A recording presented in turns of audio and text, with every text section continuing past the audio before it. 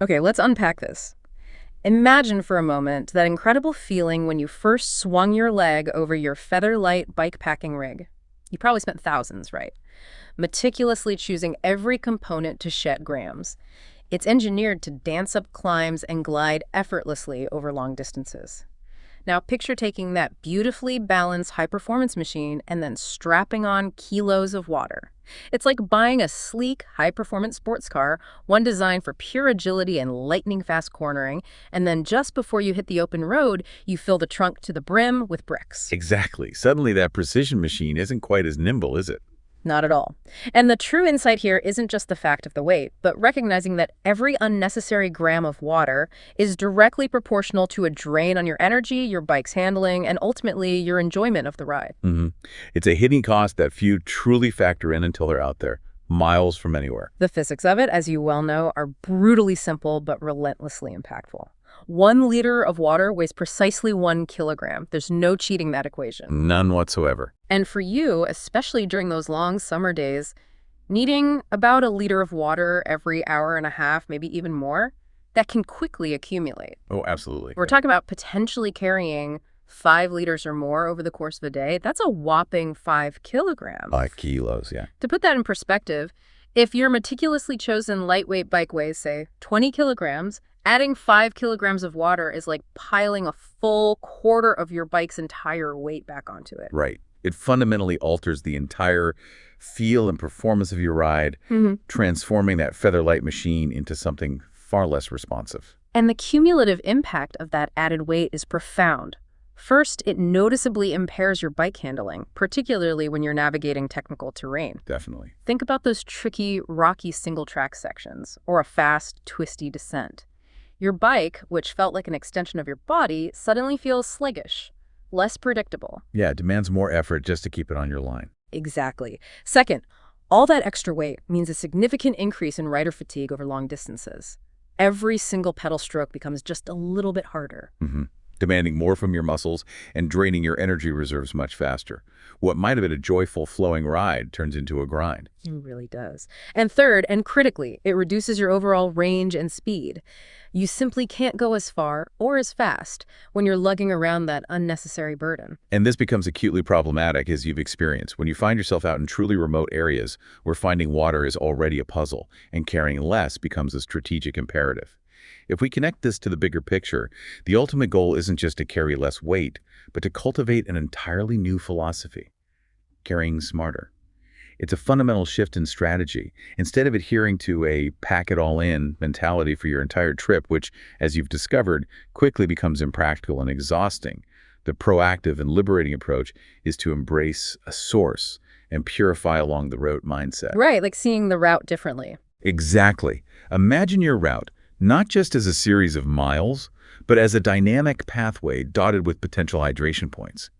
This means you're not just hoping to stumble upon water. We're planning for it. You're actively planning for it, preparing for it with the right tools, and then equipping yourself to transform any discovered source into safe, potable water. This strategic foresight is absolutely key to keeping your bike lighter, more agile, and ultimately far more manageable for those multi-day or even multi-month adventures you cherish. It transforms a heavy burden into a distinct strategic advantage, doesn't it? Allows you to focus on the journey itself. Precisely. So what does this all mean for you on the road? How do we outsmart this weight challenge that feels like a heavy blanket draped over your lightweight bike? It turns out there are a few clever integrated ways to optimize not just how much water you carry, but equally important, when and where you carry it. It truly starts with the very containers you use, moving beyond just your standard rigid water bottles. When we talk about optimizing your water carrying capacity, we're really looking at innovative solutions for your containers themselves. You want gear that doesn't just hold water, but also practically disappears when it's empty, freeing up valuable space and shedding unnecessary bulk. Yeah, those rigid bottles take up the same space, empty or full. Exactly. So think about lightweight soft bottles, like the Hydra Pack Flux, which weighs a mere 2.9 ounces. That's like less than a small apple. Or those incredibly versatile collapsible water bags. Right, the bladders. Yeah. The big, beautiful benefit here is twofold. They obviously save weight when they're full, but they also save a tremendous amount of space when they're empty. Picture this.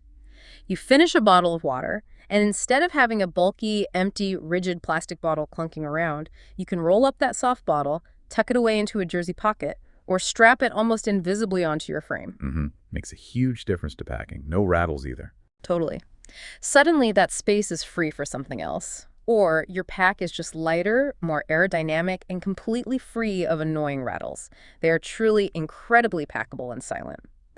Then there's the nuanced art of distributing that weight. This isn't just a suggestion. It's absolutely crucial for your bike stability, your handling, and your long-term comfort. It really is. You don't want it all in one place. No way! Instead of simply piling all your water into one backpack or a single pannier, you want to spread the load strategically, almost like a master chess player thinking several moves ahead. Think about placing water bottles in those classic frame-mounted cages, the traditional spots on your bike's main triangle, but you can push it further. Like fork mounts. Exactly. Consider fork-mounted cages, like those ingenious tail fin suspension fork mounts that allow you to add extra water capacity right on your fork legs. Or even stem bags, those handy little pouches that attach to your handlebars and stem. Keeps the center of gravity low and balanced. Precisely. Spreading the weight evenly like this helps to balance the load across your entire bike, preventing it from feeling top-heavy or unwieldy.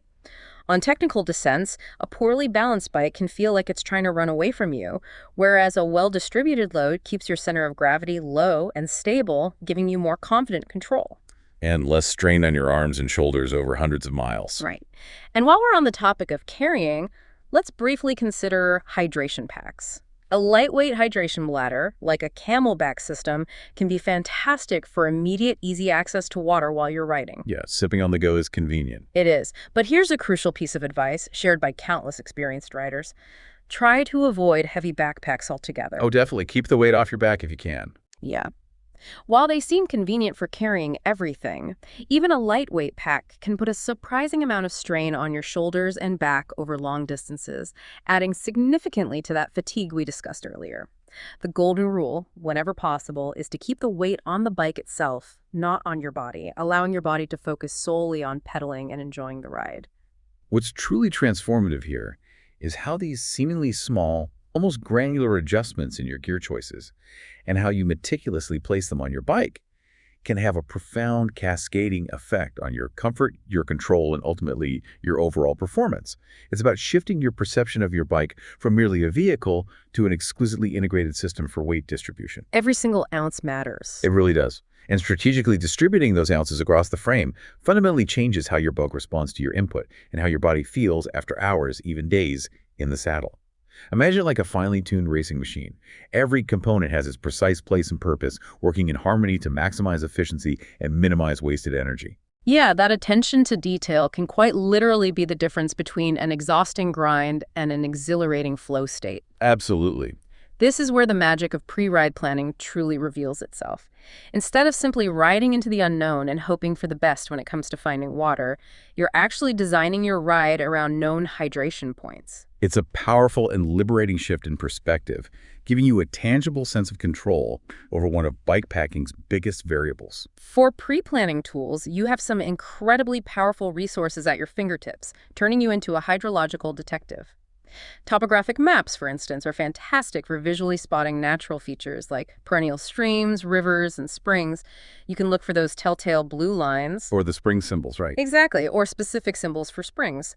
Guidebooks, especially those tailored to popular bikepacking routes, often meticulously highlight water sources, sometimes even with user-reported updates on their reliability. And the apps are great too. Oh yeah. Advanced apps like Gaia GPS or Ride with GPS, which can be incredibly detailed. You can overlay different map layers, visually identify contour lines that might indicate a natural spring emerging from a hillside, or even see user-contributed waypoints for known taps, wells, or hidden oases. It's like having a digital treasure map for water. Totally. Allowing you to visualize your route's hydration strategy before you even pedal a mile. The key insight here is to refill strategically. This is about being smart, not just strong.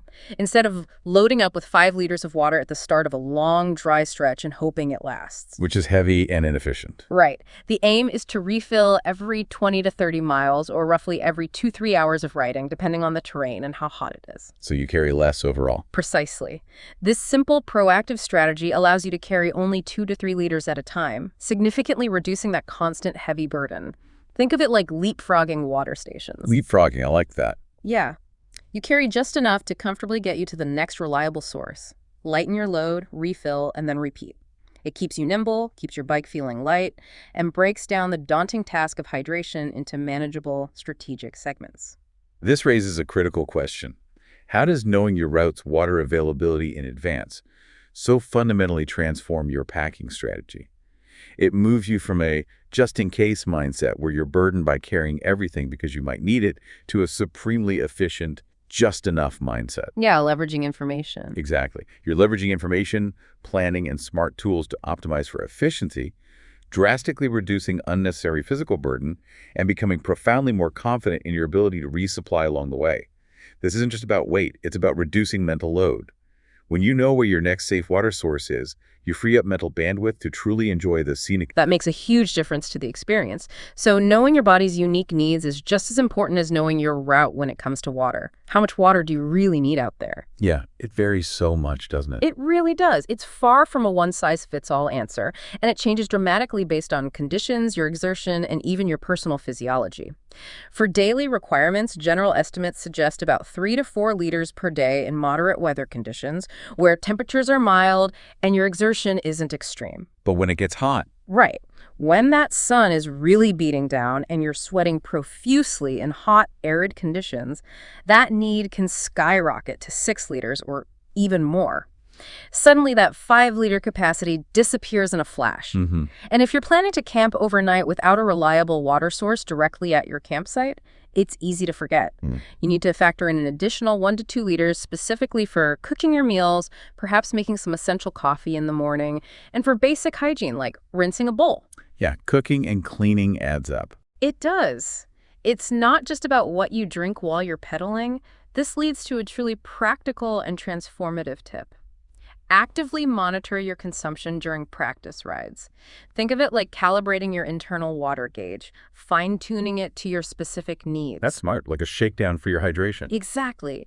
Pay close attention to how much you drink and how you feel in various conditions, different temperatures, different terrains, varying levels of exertion. Are you still thirsty after a certain amount? Are you stopping too frequently for water, or perhaps not often enough? Yeah, getting dialed in. By conscientiously tracking this, you can accurately estimate your personal needs, which prevents both the discomfort and very real danger of dehydration and the unnecessary fatigue of overcarrying. It empowers you to strike that perfect, efficient balance for your unique body and riding style. This personal tracking is absolutely vital because, as you've highlighted, every rider's needs are distinct. Factors like metabolism, fitness level, personal acclimatization to heat, and exertion intensity all play a significant role. Understanding your body's subtle signals, how much you sweat, the specific points at which you genuinely feel thirsty, and then correlating that with your actual consumption patterns on those practice rides helps you preempt both the serious risks of dehydration. Which can really end your ride fast. Oh yeah, bonking or worse. And the avoidable fatigue of carrying excess weight. It's about finding that strategic sweet spot, that perfect equilibrium, so you're always optimally hydrated and performing at your best without ever feeling burdened by unnecessary weight. That knowledge frees you to push your limits confidently. Okay, now let's venture into the fascinating quest for water itself. Yeah. This is where the stakes get a little higher because it's not merely about finding water, it's about finding reliable and, crucially, safe water. Right, back to your graveyard versus field experience. Exactly. This brings us right back to your personal puzzling experience with that wonderfully dependable graveyard tap, contrasted with the alarming chemical warning sign in the agricultural field. It's about discerning the good from the potentially dangerous. When it comes to natural water sources, we have clear preferences that dramatically impact safety. You absolutely want to aim for clear, flowing water from streams, rivers, or springs. Moving water is generally better. Generally much better. Why? Because these dynamic moving sources are generally much less likely to be contaminated with nasty, illness-causing pathogens like bacteria and viruses, and often they're less likely to have accumulated a high concentration of chemicals compared to stagnant sources. Makes sense. Less time for stuff to build up. Right. Imagine a pristine mountain stream, continuously refreshed, compared to a still pond where everything settles. As a little bonus tip, especially in drier or more arid areas, learn to visually hunt for signs of lush vegetation in unexpected spots. Like an indicator species almost. Sort of. A vibrant patch of green amidst dry scrub can often be a telltale indicator of an underground spring nearby, a hidden gem waiting to be found and purified. On the flip side, you want to strongly, unequivocally advise against ponds, puddles, or any slow-moving or stagnant water. Picture these as breeding grounds, almost like petri dishes. Yeah, not appealing. Not at all. They are notorious for harboring all sorts of bacteria, viruses, and particularly stubborn parasites like Cryptosporidium, which, unlike many bacteria and viruses, is notoriously resistant to chemical treatments like iodine or chlorine tablets. Oh, right. Crypto is tough. Very tough. Using these sources, even with a filter, introduces a higher level of risk. It's like choosing between that refreshing, clear mountain spring bubbling up from the earth and a murky, stagnant puddle on the side of a dirt road. The choice is pretty clear. Visually and for health, absolutely. And this is absolutely critical, directly addressing your core concern from that agricultural field. You must exercise extreme caution, or better yet, outright avoid water sources near any significant human activity. Farms, industry, towns. Exactly. This includes agricultural fields, which you've unfortunately experienced firsthand, but also industrial sites, densely populated human habitation, or even high-traffic recreation areas. These zones dramatically increase the risk of both chemical and pathogen contamination. Runoff is the big worry there. Huge worry. Think about what might be sprayed on those fields: pesticides, herbicides, fertilizers, or what might be seeping into the ground from nearby factories or even compromised septic systems. This is a risk you generally do not want to take unless it is an absolute emergency and you possess the very specific purification tools we'll discuss next. Moving on to man-made water sources, let's confirm your astute observation about graveyards. Yes, they're often a surprisingly reliable bet. The bikepacker's secret weapon. Kind of. Graveyards frequently have taps that are accessible 24/7, primarily for groundskeeping and visitors tending to graves. Generally, the water is considered safe for consumption, often coming from municipal sources. Good to know. A peaceful refill spot, too. Usually very peaceful.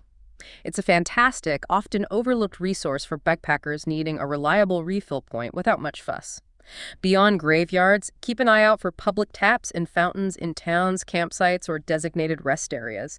These are usually signposted and designed for public use. Standard stuff. Yeah, but here's an important practical tip, especially in unfamiliar territories.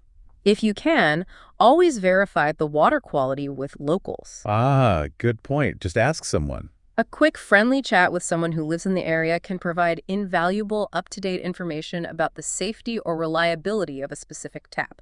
They might know if a well is seasonally dry, if there's a boil advisory you're unaware of, or if a certain tap is notoriously unreliable. Local knowledge is key. Real-time intel. Absolutely. What's safe one day might have issues the next, or vice versa, and locals are your best bet. And then agricultural fields.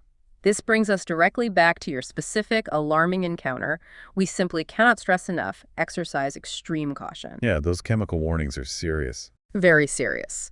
Because of the clear, undeniable risk of chemical contamination, things like pesticides, herbicides, and fertilizers, any water you take from such sources must always, without exception, be purified with a filter that is specifically capable of removing chemicals. Your current straw, as you noted, will not cut it here. This is non-negotiable for your health and safety. The unseen threats in these fields are too significant to ignore. Got it. Chemical filter required. Absolutely. Finally, let's talk about emergency water sources. These are the ones you consider when options are truly scarce and you're in a pinch. Livestock troughs, for example, can surprisingly be an option, particularly in arid regions where other sources are non-existent. Really? Okay, didn't expect that one. Yeah, it's definitely not ideal, but possible. But they absolutely require thorough purification due to potential contamination from the animals themselves. Think animal waste, bacteria, and Right, parasites. makes sense. Lots of potential nasties. Consider them a very last resort, not a primary option. They are a means to an end, with purification being paramount. Okay, last resort only. Duly noted. And a simple but incredibly powerful tip, perhaps the most human one: always consult locals.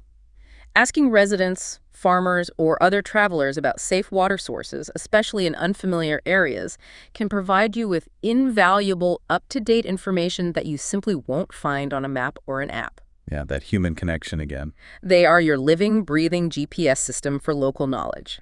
They know the ins and outs, where the good hidden springs are, which taps are maintained, and crucially, which taps to avoid due to seasonal issues or unknown contaminants. This leads us to a crucial consideration. How do you weigh immediate convenience against absolute safety when you encounter a new water source, especially when you're tired, thirsty, and perhaps a bit desperate? That's the tough moment, isn't it? It is. The answer lies in having a clear internal risk assessment framework for different source types and, more importantly, possessing the right tools to effectively mitigate those risks. It's about being prepared for uncertainty and empowering yourself to make informed decisions in the moment, rather than succumbing to the temptation of a questionable source due to sheer thirst. So, your ability to assess and purify is your greatest asset. Absolutely. This is where we directly tackle your filter straw dilemma head on. Your current filter is certainly good for basic pathogens, absolutely, but it misses a crucial piece of the puzzle: chemical removal. That agricultural field proved that point vividly. Exactly. That harrowing agricultural field experience highlights exactly why this capability is so vital for you. So what does effectively remove chemicals, and what are the absolute best, most practical options for you to carry while bikepacking?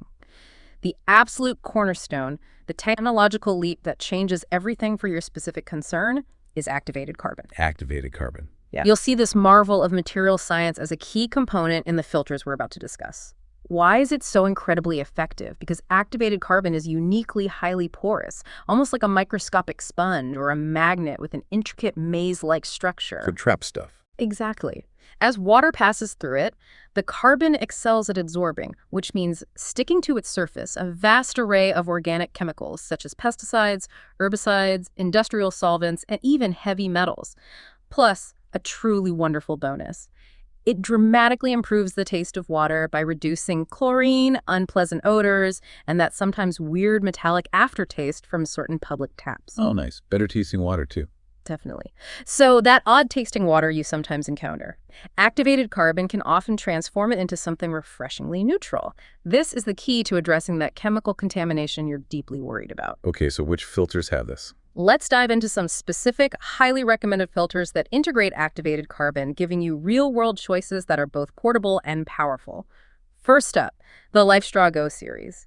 This is genuinely ideal for you because of its super lightweight integrated design, often weighing just 1 ounce for the filter itself. 1 ounce, wow. Yeah, really light. It directly tackles chemical removal alongside bacteria, parasites, and microplastics. It's engineered to filter out specific chemicals like lead and pesticides, giving you that peace of mind. It boasts an impressive 4,000-liter capacity, meaning it will last for many, many trips, and usually costs around $44.95. Okay, so that's a direct upgrade, handles chemicals. Exactly. Think of this as a direct, powerful upgrade from your current filter straw, specifically designed to address your chemical concerns with integrated simplicity. Next, there's the incredibly versatile Sawyer Squeeze, specifically paired with a carbon filter attachment. Ah, the Sawyer. Hear a lot about those. Hugely popular. This combination is revered for its incredible durability and a massive 100,000-liter capacity for the main filter element. The magic here for chemical removal comes from adding a separate, small carbon filter component. So it's modular. Right, which you can easily attach in line with your squeeze filter. The main Sawyer Squeeze is typically around $40, and the carbon add-on is about $10, making it very cost-effective for its capabilities. And still lightweight. Incredibly low weight at just 2 ounces combined, making it a modular powerhouse for extended trips. Then we have the Catadimba Free. This filter is celebrated for being super compact and offering a surprisingly fast flow rate, weighing about 2.5 ounces. Fast flow's good when you're thirsty. Definitely. It's highly effective for most water sources, and it has a carbon core built right in for chemical reduction. It offers a 1,000-liter capacity and also comes in at around $44.95. Another solid option then. Similar price point. Yeah, another excellent, highly portable option, especially if you prioritize quick, easy filtration and compact size for tackling diverse water sources. Finally, for those really remote, truly extreme expeditions where viral threats are as much a concern as bacteria and chemicals, there's the MSR Guardian. Okay, this sounds serious. It is. This is a premium option, a veritable fortress of filtration, truly comprehensive in what it removes: bacteria, viruses, parasites, and yes, chemicals. It's built to military standards for reliability in the harshest environment. Wow. But heavier and pricier. Much heavier, around 17 ounces, and a significantly higher price tag, typically $349.95. For most bikepacking scenarios, the lighter, more portable options we just discussed will be more than sufficient and practical. Right. Guardian is maybe overkill, unless you're going somewhere really gnarly. Exactly. But it's valuable to note this powerhouse exists for the absolute most challenging, potentially viral-laden environments. What's truly revolutionary here is how profoundly portable filtration technology has evolved. The seamless integration of activated carbon into these lightweight portable filters is a game changer of epic proportions. Yeah. It transforms them from simple pathogen barriers into incredibly versatile, multifaceted tools, allowing you to confidently tackle diverse water sources, including those with agricultural runoff, which, as you know, was your specific, most pressing concern. Yeah, it directly addresses that fear. This evolution means a dramatically greater sense of security and self-sufficiency on the trail, opening up routes and regions that might have previously seemed off-limits due to water quality concerns. It's about empowering you to explore further with unwavering confidence in your water. Now let's talk about essential backup options, because redundancy is always a smart strategic move in the backcountry. Always have Plan B. Right. Always. We're talking about chemical treatments like iodine or chlorine tablets. These are incredibly lightweight, usually weighing just half an ounce to an ounce, making them almost imperceptible in your kit. Okay, tiny backup. Tiny. They are effective against bacteria and viruses, acting as a chemical kill. But here's the crucial caveat, and it's super important for you given your concerns. They do not remove chemicals. Right, chemical's still there. Just kills the bugs. Exactly.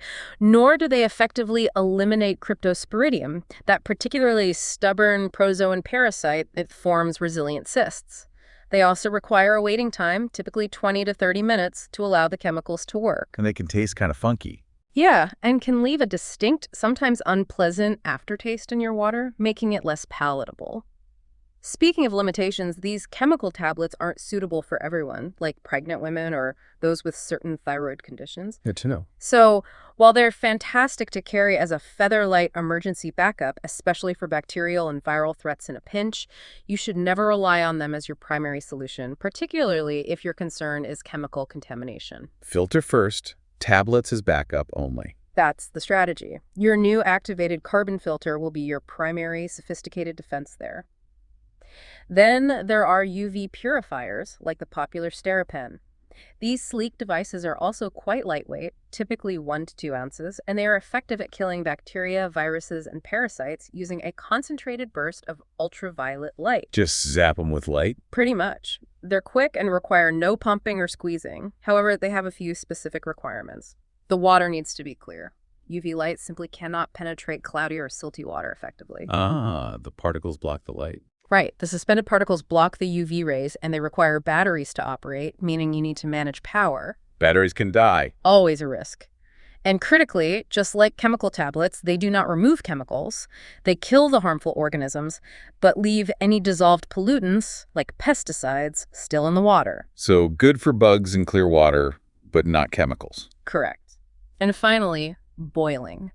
This is the oldest, most reliable standby for killing pathogens. It absolutely annihilates all bacteria, viruses, and parasites. It's foolproof in that regard. Can't beat boiling for killing stuff. True. However, it requires you to carry a stove and fuel, which adds significant weight and bulk to your boat packing setup, making it pretty impractical for most lightweight scenarios. Yeah, stove and fuel is a lot of extra weight and space. And just like many of the other treatments, boiling does not remove chemicals. While some very volatile organic compounds might evaporate, many agricultural chemicals and heavy metals will remain in the water even after a rolling boil. So kills bugs, not chemicals. And it's heavy. Got it. So while a failsafe for pathogens, it's far from a comprehensive solution for your specific chemical concerns. Here's a simple yet incredibly powerful tip that seasoned bike packers swear by, and it's all about making your primary filter last longer and perform more efficiently. It's called pre-filtering. Pre-filtering, like before the main filter. Exactly. Before you run water through your fancy new activated carbon filter, take a readily available item like a clean coffee filter, a bandana, or even a specialized Millbank bag, a lightweight purpose-built cloth filter, and run the water through that first. Ah, get the big chunks out first. Precisely. Picture this: murky, silty river water going into your initial cloth. This preliminary step removes larger sediment, floating debris, leaves, and gunk from murky or silty water, visually clarifying it. It's like giving your main intricate filter a head start, preventing its tiny pores from clogging up too quickly with larger particles. Which extends its life and keeps the flow rate up. Exactly, thereby significantly extending its life and maintaining its fast flow rate. It's a small, almost effortless extra step that makes a monumental difference in the longevity and effectiveness of your filtration system. That makes a lot of sense. This simple act of pre-filtering profoundly highlights the principle of layered protection, which is so valuable and indeed essential in remote, self-supported travel. Each deliberate step you take, from pre-filtering that visibly dirty water to choosing a primary filter with activated carbon, adds another robust layer of safety and, importantly, extends the operational life and reliability of your valuable equipment. Like building a safety net. Exactly. It's about building a resilient, multi-stage system where each component supports the others, ensuring you have consistently safe, palatable, and reliable water, even when faced with challenging or questionable sources. This systematic approach is the hallmark of true self-sufficiency. Here's where it gets really interesting. We've talked about the science and the cutting-edge gear, but what do the people actually out there living this bikepacking life say? Ah, the wisdom of the crowd. Exactly. We've gathered insights from the real world, from fellow bikepackers sharing their hard-won wisdom on forums and social media. Remember, this information is fantastic for generating ideas and requires your own research to verify, but it offers incredibly valuable first-hand perspective from the collective experience of the trail. Bikepacking.com, a go-to online resource for countless writers, strongly emphasizes combining a primary filter, like the ubiquitous Sawyer squeeze, with a backup method. It's like those chemical tablets we mentioned. Right, exactly. For pure, bulletproof redundancy. Their mantra is 2 is 1, 1 is none, meaning if your primary system fails, you have a foolproof alternative. Good mantra. It is. They also heartily recommend using pre-filters for murky water sources, just as we discussed, to keep your main filter functioning optimally and extend its lifespan significantly. It's about being prepared for the unexpected. Over on Reddit, particularly in vibrant communities like Bikepacking and camping and hiking, users consistently suggest researching water sources in advance, reinforcing our earlier point about meticulous planning. Plan.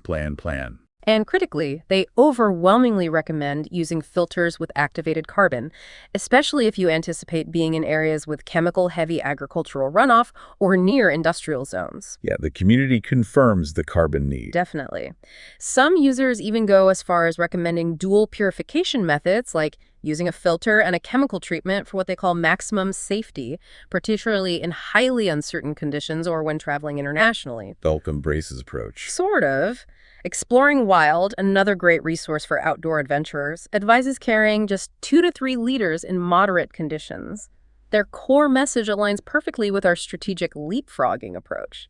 Plan your routes carefully to minimize those long, heavy water carries. Especially in dry areas. Exactly, especially in dry, arid areas where sources are scarce or unreliable. It's all about calculated efficiency, not brute force.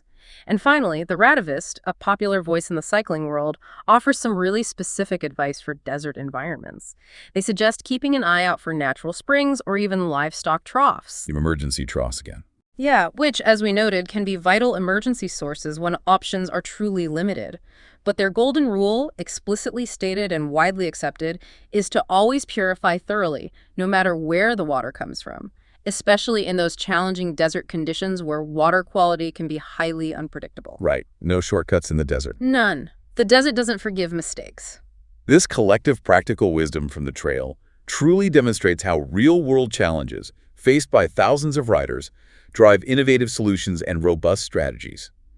It strongly reinforces the overarching importance of redundancy and meticulous pre-planning themes that have been woven throughout our entire deep dive today. Yeah, it's not just theory. Not at all. This isn't just theory. It's the distilled, hard-earned experience of a global community, transformed into actionable advice that empowers you to ride further, more safely, and with greater peace of mind. Let's circle back to your core puzzle, that unsettling experience with the agricultural field and its stark chemical warning. Given that very specific and profoundly unsettling encounter, what's the absolute non-negotiable priority for you when it comes to water purification on your future bikepacking adventures? It has to be the chemicals, right? It's crystal clear, and we can't emphasize this enough. You absolutely must prioritize a filter with activated carbon. This isn't just a nice-to-have feature for your situation. It is an essential life-saving necessity, given the very real potential for pesticides, herbicides, and other dissolved agricultural chemicals in those types of areas. It's the specific tool for that specific threat. Exactly. That activated carbon, with its incredible adsorptive properties, is your frontline defense, your invisible shield against the unseen chemical threats that your current straws simply cannot handle. It's the critical difference between safety and significant risk. So, to reiterate our specific recommendations, precisely tailored for your situation, the Life Straw Go series or the Sawyer Squeeze with a carbon filter attachment are both truly excellent choices. Lightweight, effective, handle chemicals. Exactly. They are not only highly portable and user-friendly, but crucially, they have proven effectiveness against chemicals, which is precisely what you need to address your past alarming experience. They provide that critical peace of mind, transforming an area of profound worry to one of confident self-sufficiency. Removes that anxiety. Totally. And perhaps the most straightforward advice of all, given your past experience, strongly advise against using water directly from agricultural fields without proper purification. Unless you can definitively confirm its absolute safety through comprehensive purification with a chemical-removing filter, it's simply not worth the risk to your health. Just avoid it if you can. Your well-being is paramount, and there are other safer options if you plan appropriately and carry the right tools. It's about making smart, informed choices, not just finding any water. This raises a fundamental question that every self-sufficient traveler must grapple with. In areas where human activity clearly impacts water sources, such as agricultural zones or near industrial sites, how do we effectively balance the understandable desire to be self-sufficient and find water wherever possible with the absolute non-negotiable need for safety? The eternal dilemma. It is. The activated carbon filter becomes your peace of mind, your powerful enabler.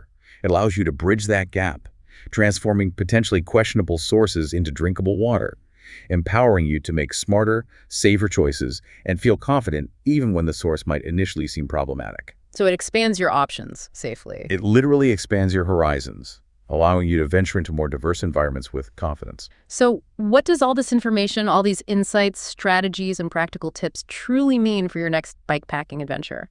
We've carefully distilled everything we've discussed into a clear, actionable plan specifically for you. Okay, the takeaway action plan. Exactly. Think of these as your personal hydration commandments for the road ahead, designed to transform a past worry into a future strength.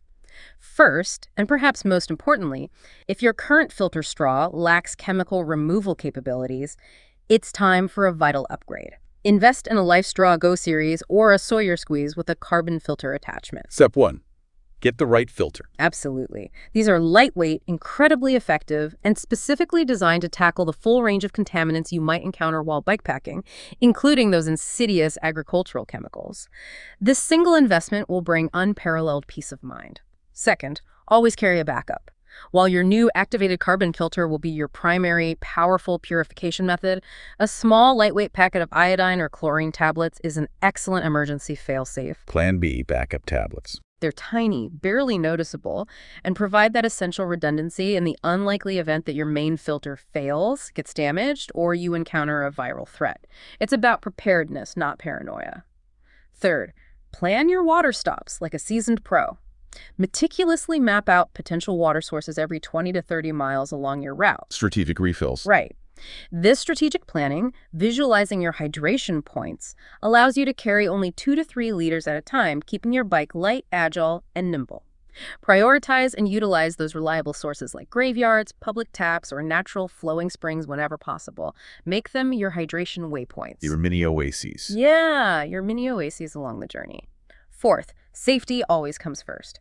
As we've stressed repeatedly, avoid taking water directly from areas near agricultural fields or industrial zones unless you have a filter specifically capable of removing chemicals. Avoid the risky stuff. Always, always verify water quality with locals if you can, or look for official signage. Your health is paramount, and a few extra miles for safe water are always worth it. And finally, maintenance is key to longevity. Your filter is a hardworking, vital piece of gear, so treat it well. Look after your kid. Exactly.